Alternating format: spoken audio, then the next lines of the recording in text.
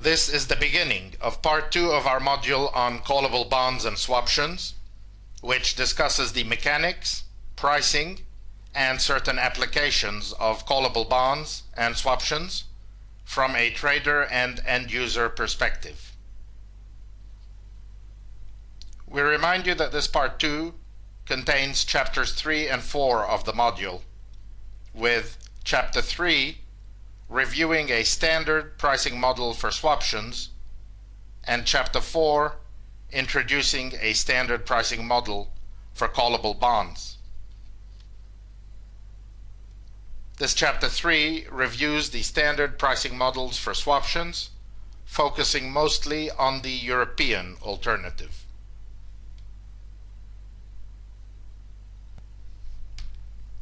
Worksheet Swaption Flat Curve appears now in front of you and begins like any worksheet for an interest rate derivative, with a LIBOR spot and forward curve appearing in column C.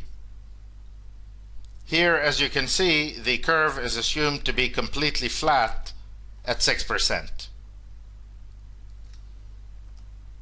The swap's principal at the beginning of each period appears in this column I, giving you the flexibility to input amortizing or accreting notionals if you need to. Further on the right, cells L5 to L8 reveal the principal remaining inputs for the swaption, including its strike and its tenor, as well as the tenor of the underlying swap and its assumed forward volatility.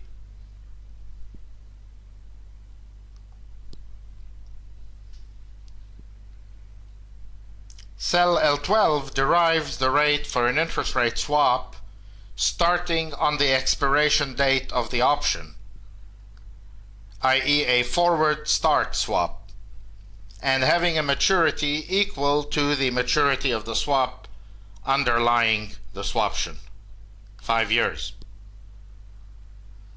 This is key to the pricing of the swaption, since it is the forward swap level implied for the exercise date of the option, rather than the spot level that is relevant to the pricing. Cells L13 and 14, finally, calculate the premium for a European payer and receiver swaption, respectively, by means of a closed-form formula largely identical to the one derived under the famous Black model for pricing caps and floors. Each premium is expressed as a percentage of notional and is paid, of course, up front. With the curve completely flat as it is on this worksheet, it comes as no surprise to find the receiver and the payer equal in value. Indeed, put-call parity ensures that things could not be otherwise.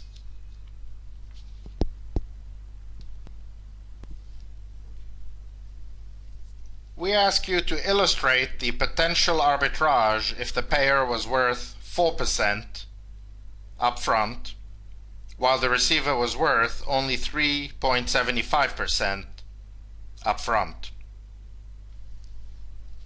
Click pause while you reflect on this.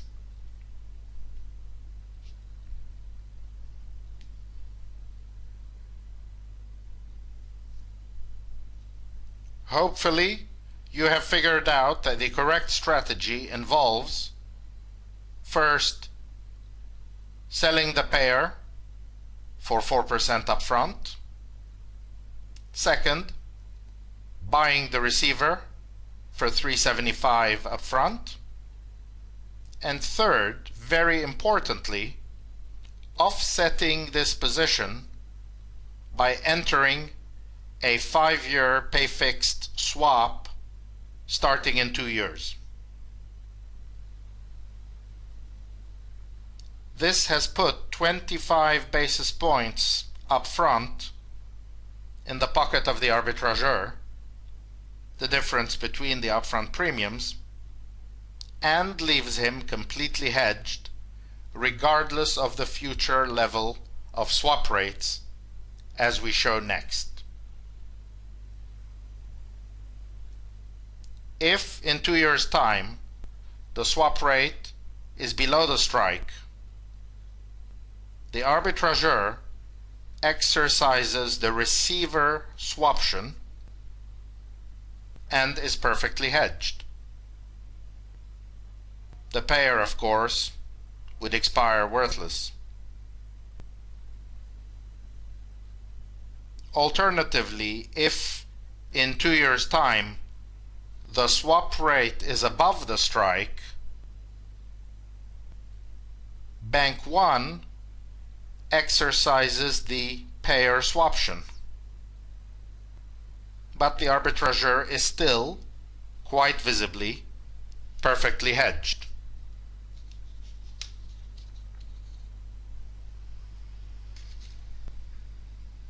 The table appearing now summarizes the arbitrage strategies available when payer-receiver parity fails in either direction. If the payer is more expensive than the receiver, the arbitrageur sells the payer, buys the receiver, and pays fixed under the forward start swap, which earns him an upfront profit equal to the payer premium minus the receiver premium, and leaves him fully hedged.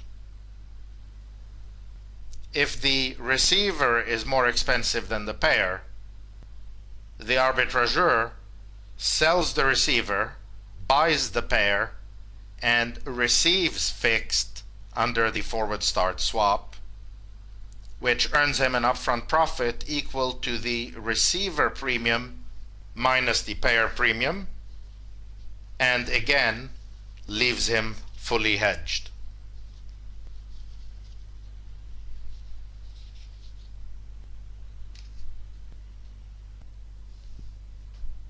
If we now extend the tenor from 2 years to 5 and leave all else unchanged, i.e. if we now price 5x5 swaptions, we should not be surprised at all to find both premiums increasing, but nonetheless remaining equal in price. Like the majority of European options, especially ones that are at the money, an increase in tenor generally increases the option's value. We discussed some interesting exceptions to this rule in our module on FX options, which you can review if you are interested. Now we hold the option tenor at 5 years, but shorten the underlying swap tenor to 4 years. So we are pricing now 5x4 swaptions using our standard notation. The price of both receiver and payer declines, and for a simple reason. A 4-year swap has a lower DV01 than a 5-year swap. So by moving from a 5x5 to a 5x4, we kept constant the options tenor, but replaced the underlying swap with one that has a lower price volatility, so the premium necessarily had to fall.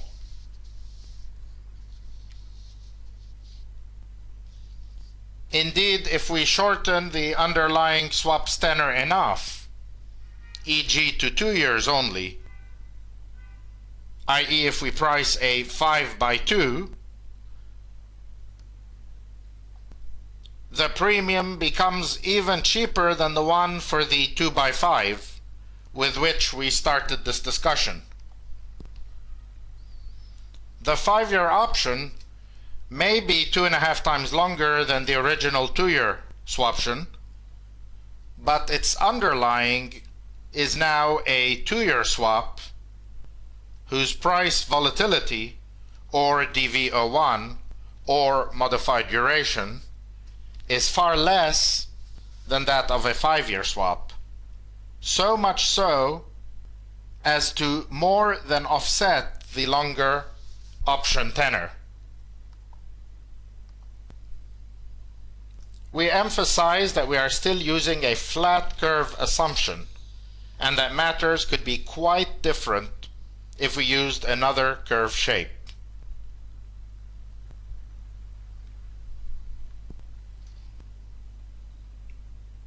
Now we move to worksheet Swaption steep curve, where you can see in column C a spot LIBOR at 5%, then each successive 6-month LIBOR forward lying 25 basis points above the preceding one.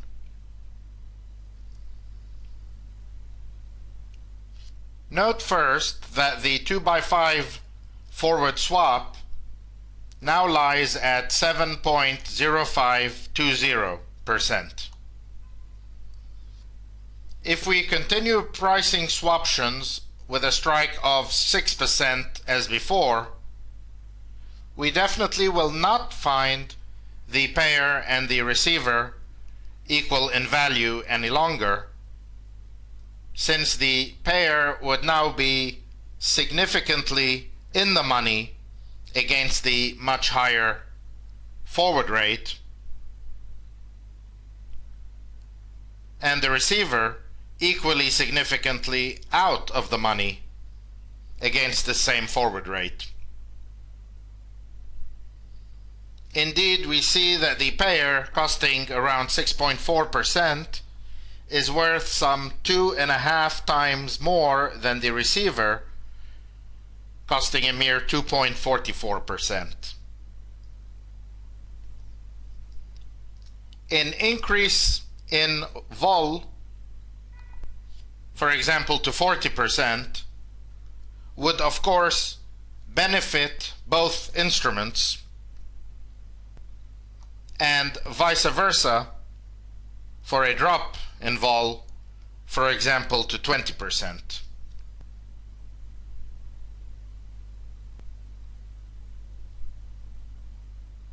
Equally, an upward shift in the LIBOR curve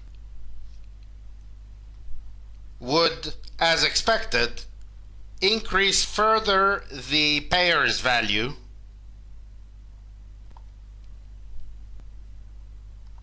since it is becoming even deeper in the money,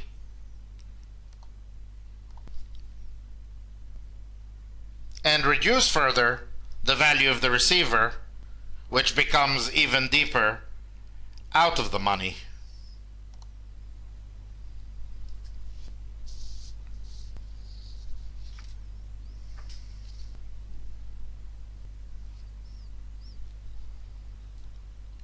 We now reset the curve to its original position and ask the following question. At what strike do you think the receiver and the payer become equally valuable?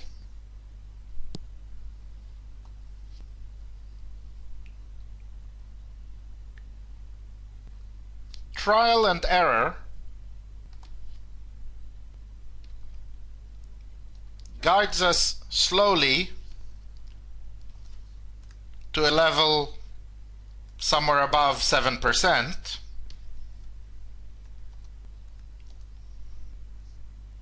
and eventually to somewhere very close to 7.05%. A number that looks all too familiar, presumably.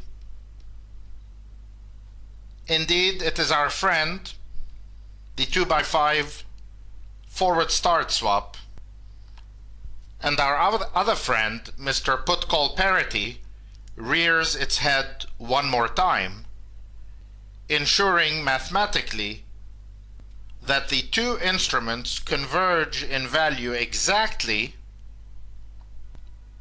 when their strikes are set exactly equal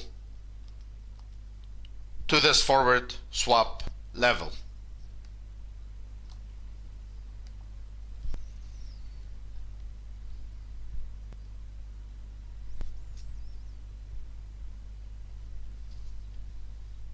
Unfortunately, the closed form solution available for pricing a European swaption is not applicable to the Bermudan alternative, let alone to the American one.